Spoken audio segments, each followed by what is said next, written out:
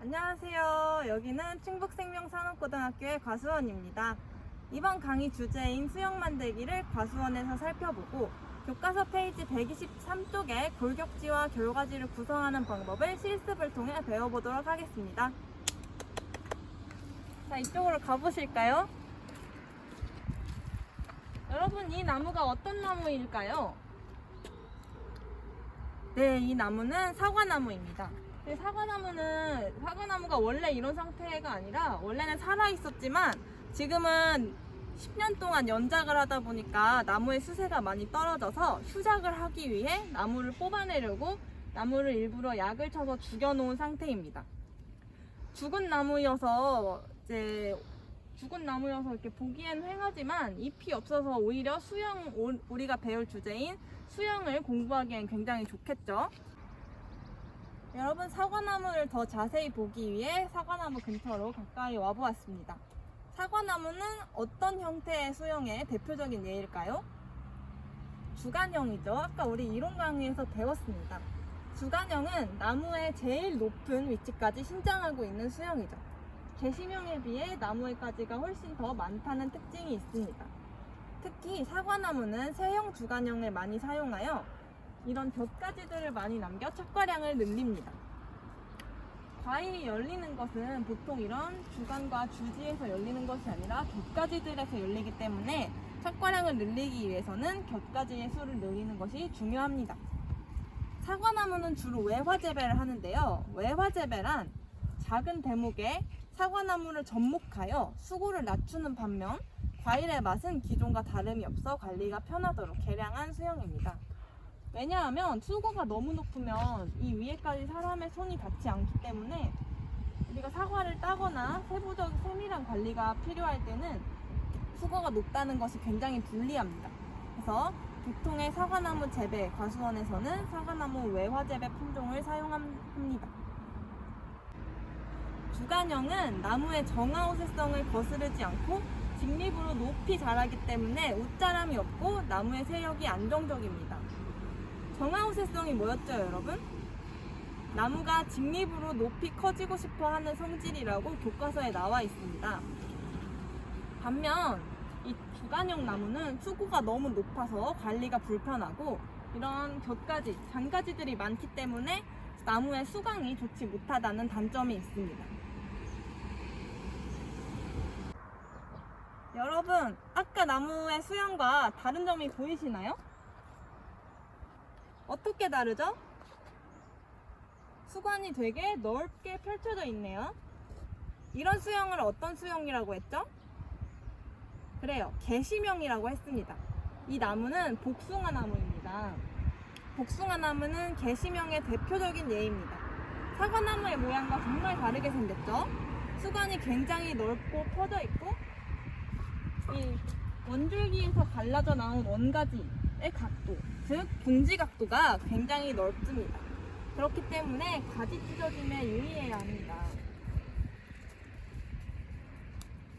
개심형은 수관이 넓고 이 윗부분이 비어있죠? 주간형에 비해. 그렇기 때문에 수강이 굉장히 좋지만 전정 기술이 어렵다는 단점이 있습니다. 또 이렇게 가지가 수평하면 수평할수록, 보세요, 여기 카메라 여기 와주세요. 수평할수록 여기에 과일이 많이 달리면 점점 더 무거워지고 가지가 찢어지기 쉽겠죠. 그래서 분지 각도가 넓다는 것은 수강은 좋지만 가지가 찢어질 위험이 높고 전정 기술이 어렵다는 단점이 있습니다. 여러분, 다시 사과나무 밭으로 왔는데요. 변칙주간형에 대해 알아보기 위해 왔습니다. 변칙주간형은 선생님이 뭐라고 했죠? 변칙주간형은 주간형의 상부를 드러내고 하부만을 이용하여 수강이 좋게 한 방식이라고 했습니다. 변칙주간형은 주간형일까요? 개심형일까요? 자, 이름만 보면 개심형이지만 변칙주간형은 수형의 상부를 드러냈기 때문에 개심형과 같이 수형이 넓게 퍼지고 수강이 아주 좋기 때문에 개심형으로 분류를 합니다. 여러분, 사과나무 수영을 보세요. 이건 지금 주간형의 수영입니다. 이 수영에서 이 윗부분, 윗부분을 잘라서 드러낸 수영이 변칙 주간형이라고 생각을 하시면 됩니다. 그래서 여러분 오늘은 주간형과 개심형을 배워봤고 또 우리 주간형의 대표적인 나무인 사과나무 그리고 개심형의 대표적인 나무인 복숭아나무를 살펴보면서 주간형과 개심형의 생김새와 장단점에 대해서 알아봤습니다. 여러분 교과서 수행 내용인 수영별 골격지와 결과지를 구성하는 방법을 알아보겠습니다. 이것은 대추나무입니다. 대추나무도 주간형 수영을 많이 사용합니다. 대추나무를 보며 결과지와 골격지를 구성하는 방법을 알아보도록 하겠습니다. 대추나무는 주로 1년생 가지에서 결실을 맺는데요. 즉 1년생 가지에서 열매가 달린다는 뜻입니다. 이때 2, 3년생 가지들, 그러니까 자란 지 2년, 3년째 된 가지들이 수관을 이루는 골격지, 1년생 새순이 결과지가 되는 것입니다. 여러분 대추나무를 한번 자세히 볼게요. 지금 잎에 가려져서 안 보이지만 이 두꺼운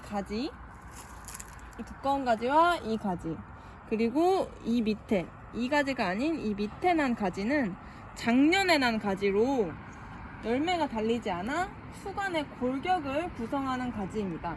반면 이 잔가지들을 살펴볼게요. 이 잔가지들의 열매가 달린 거 보이시나요? 대추나무는 1년생 가지에 열매를 맺는다고 했죠. 즉, 이 가지는 올해 새로 돋아난 가지입니다. 이 새로 돋아난 1년생 가지가 결과지가 되는 것이죠.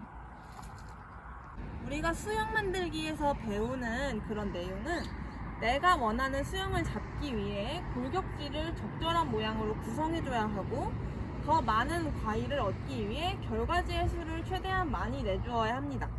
단 결과지의 수가 너무 많아지면 오히려 수강이 불량해지고 나무의 에너지는 한정되어 있는데 너무 많은 열매가 달리면 그 에너지가 분산되기 때문에 많긴 하지만 최대한 적절한 수준의 결과지를 구성해줘야 합니다. 앞에 나무와 다른 대추나무로 이동을 했습니다. 여기도 한번 자세히 볼게요, 여러분. 이 가지에는 열매가 달렸네요. 열매가 달렸으면 골격지인가요? 결과지인가요? 결과지입니다. 자, 여기도 살펴볼게요. 대추나무 가지에 대추가 달려있네요. 그러면 결과지인가요? 골격지인가요? 결과지입니다. 반면 이 갈색 목질화된 부분의 가지를 살펴볼게요. 여기에 열매가 달려있나요? 달려있지 않습니다. 그러면 이것은 수영 전반적인 모양을 구성하는 골격지라고 할 수 있습니다. 이 열매가 달린 가지는 올해 자라난 새로운 가지, 1년생 가지고요. 이 골격을 유지하는 열매가 달리지 않은 것은 골격지로서 작년에, 즉 2년생 혹은 3년생 가지라고 판단을 할 수 있습니다. 이 대추나무는 우리가 열매를 얻기 때문이지 관상용이 아니기 때문에 수영을 예쁘게 유지할 필요는 없지만 우리는 이 골격지, 나무의 전반적인 수영을 유지하는 골격지와 결과지를 대추나무를 통해 살펴보았습니다. 수영을 구성하는 방법을 알아보도록 할게요. 나무의 수영을 올리고 싶으면 위로 쑥쑥 직립으로 자라게 하고 싶으면 옆으로 삐져나온 가지를 자르고 이 위로 돋아난 가지 위주로 기르면 되고요. 나무의 수영을 넓게 퍼뜨리고 싶으면 이 정단부의 가지를 잘라서 정화우세가 분산되어 가지가 넓게 펼쳐질 수 있도록 가지를 잘라내면 됩니다. 이번 시간에는 총 2가지 수영을 배웠습니다. 사과나무를 보며 주간형, 그리고 복숭아나무를 보며 개심형에 대해 알아보았고요. 또 대추나무를 보며 골격지와 결과지의 차이점, 그리고 골격지와 결과지를 구성하는 방법을 배워보았습니다. 오늘의 실습 영상은 여기까지입니다. 여러분 듣느라 고생 많으셨습니다. 퀴즈에서 만나요.